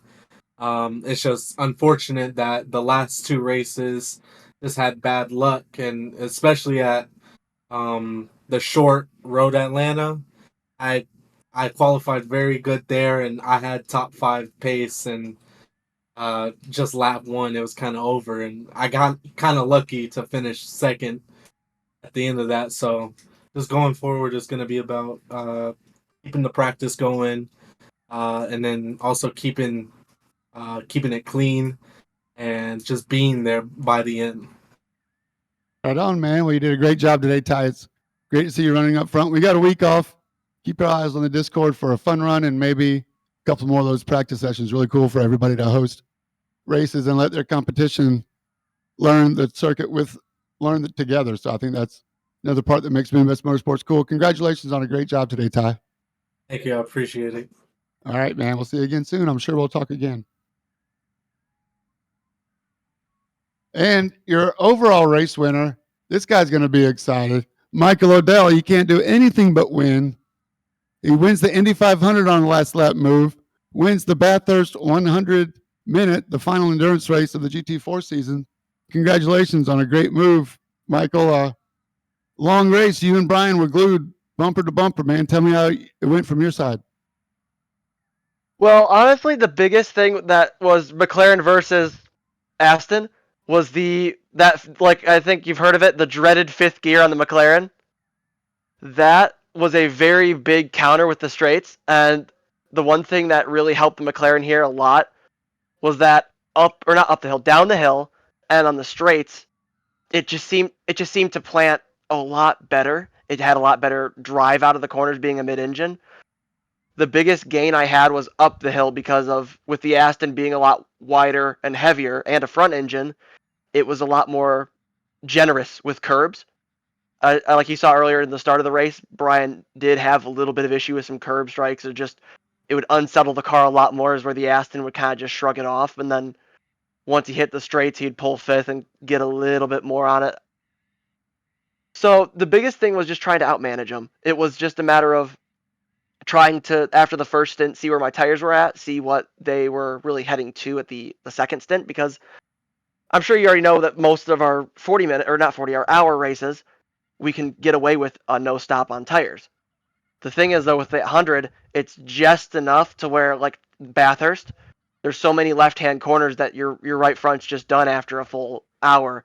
So that extra stop and the fronts definitely helped, especially on the undercut, because it seemed like he couldn't get his tires to fire off as quick. And then with having that extra lap sooner for the tires to finally get up to temp and start really showing what a fresh set of fronts could do, it seemed like I kind of had the drop on him with that end. Yeah, we saw you take the lead after the first stop, and that didn't last too long, maybe a lap or so. I'm guessing that you like to follow until it's time to go. Honestly, I do, but at the same time, I was trying to get by him. It was just I didn't have anything to show for pace in those stages. And then when I did have an opportunity, it was one of those. You got to weigh your options. You're looking for, do I really need to make this move? Do I have the car to defend it? And in car versus car, I didn't have the car to defend it. And like you said, even after that first stint, I got by in the same corner that I did at the end of the race, and it overshot, and I just fell apart from there for a second, recollected it in third, and then just kept going. And like, okay, it's not going to win head to head. I need to be smart about it. And that's where you saw at that last and second overtake near the end of the race, I waited till as late as I could so that if there was any time, like it was I think it was 2 laps that I had before the next mistake, that gave me only 1 lap worth of time, so where it shouldn't have occurred then. So that gave me a little bit of high ground as well with holding defense on the last lap, I mean, especially on the hill. The mental exhaustion, I mean, you've got to be worn out to be driving inches away from the barriers, inches away from the bumper for 100 minutes and thinking about all the different possibilities of the race scenario, man. I give full props to you and Brian and Jason. You guys have been battling all season long. This is going to help your points a little bit. You're still a little back. I don't know if you're going to be able to catch up to Jason Phillips with just this one race, but how familiar are you with the next 3 races after a week off? Honestly, Sebring is a very strong track of mine. That one and Chicago are very big. The only one that I'm going to really have to worry about optimization for is Monza. I've ran the Aston I've ran it at Sebring, ran it at Chicago, and both those tracks, it feels like it'd be a really strong contender. The only thing is with Monza, I don't seem to really connect well with the transitions to the straights, and especially since the car's not really the easiest to maneuver through those corners to the straights. That's going to be the best thing, is optimizing the weaknesses of the car so that when it does come time to pull the strengths, then it's not like it was today where there was a huge compromise if a little something goes wrong. Well, you did it, man. It was great fun watching you guys battle. I hope you enjoyed it. I hope you had much fun doing it as we do. Keep your eyes open for a fun run next week, and we'll see you in Sebring, man. Congratulations once again on a great run, Michael. Yeah, Thank you very much. congratulations, Michael. Awesome to be back in the stream and be back in the booth since last year, because this is I think the first win this year of the pro season. So good to finally be back in the booth again. All right, yeah. Well, let's see if we can do it again, man. We'll see you in a couple of weeks, I hope. We'll see it. All right, Brian. Michael, thank you again, brother. Thanks, Michael. No problem, man. You have a good one. All right. Great job. Have a good one. Eric, I don't know about you, man, but I had a great time tonight. Thanks for bailing me out as I go through my technical difficulties, man. But yeah, you're welcome to come back in the booth anytime. You want to wrap it up for us, man? Absolutely. It was a fun race, James. Great to watch. Thanks to all the competitors out there. Y'all raced clean tonight, and it was, like James said, very, very entertaining race. So to all you watchers, listeners, however you're going about it, appreciate you tuning in every Tuesday night to the Midwest Motorsports Road Series. Be on the lookout for a season coming, season approaching here soon, new season. If you aren't into the oval stuff, join James on Friday night. Get a little feel for it with our truck series, and of course our Cup series runs on Sundays. So appreciate everybody out there. Thanks for those members of Midwest Motorsports, and thanks for watching tonight. Adios. Thanks, everybody. We'll see you next week. For James J., Eric Thaler, Josh Watt running the controls, Adam Sondag running the cameras. Don't forget to stay in your lane.